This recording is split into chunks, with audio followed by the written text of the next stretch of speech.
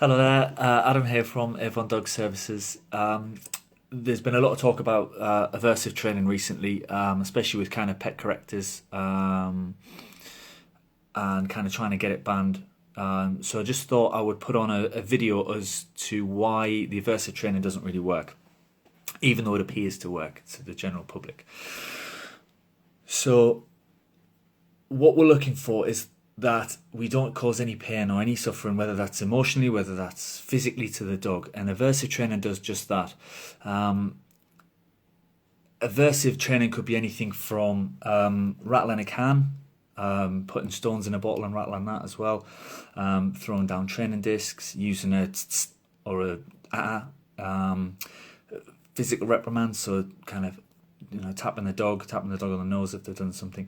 And the most common one is probably barking in dogs. Dogs that bark either because they're alert, because they are nervous, because they're excited, because they're frustrated. So the dog will bark for a number of reasons. And instead of just trying to suppress that behaviour, and the important word is that suppress, you don't actually train anything out of the dog. You don't actually extinguish the behaviour, you just suppress the behaviour. So this is why we've got this weird looking thing here, because I'm going to show you why aversives don't work, even though they appear to work. So let's assume this is our dog, and we've got three behaviours here that we're trying to work with. So let's assume the middle one is excessive barking. The outer one is destructive behaviour, and the other outer one is poor recall. So we're going to work on the excessive barking. So every time the dog barks, we're going to spray them, or we're going to use a sound, an aversive, no, or rattle a can, something to deter the dog.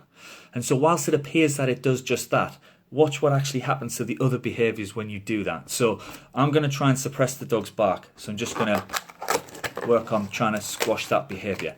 Watch what happens to the other two behaviours from there. They become massively increased. So yes, it looks as if you stopped the dog from barking, but what you've actually done is just suppress the behaviour. And by that, you've just moved it into two other aspects of your training. So now you have even worse recall, because the dog doesn't want to come back to you because you're using aversive training. But also now this destructive behaviour has increased. And so you start to work on, let's try and stop the dog destructive behaviour. So then you try and squash that, and your barking comes back again.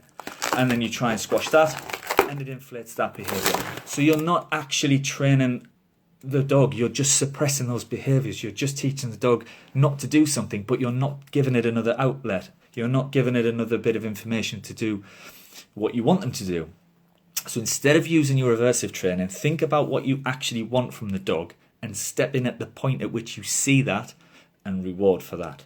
Now, some people like the dogs to bark at the door, and if that's the case, that's fine. Why don't you let the dog bark once or twice and then say, okay, thanks, that's enough, finished, and drop a treat. The dogs have done a job. They've maybe alerted you that there's somebody at the door. People are happy with that. They've then said, that's fine. You don't need to keep barking because I'm at the door. And you drop a treat down. You could even use a settle train, and you could get them onto the mat. You can do whatever you want from there. But let's not use aversives. They don't work. And as it looks like it does work, you're really just suppressing that behaviour, and it will move around. It won't actually extinguish the behaviour. You're just moving it into something else, another problem behaviour, which you're then later going to have to work on. So instead, start to tackle the whole behaviours. Positive reinforcement, treat, reward, toy whenever the dog has done something positive. Hopefully that's been enough of a demonstration to you. There are loads more bits of information on aversive training and why we don't use them. But yeah, see how you get on with just working on marking the behaviours that you are happy with, whether it's a treat, whether it's a toy, whether it's just a good dog.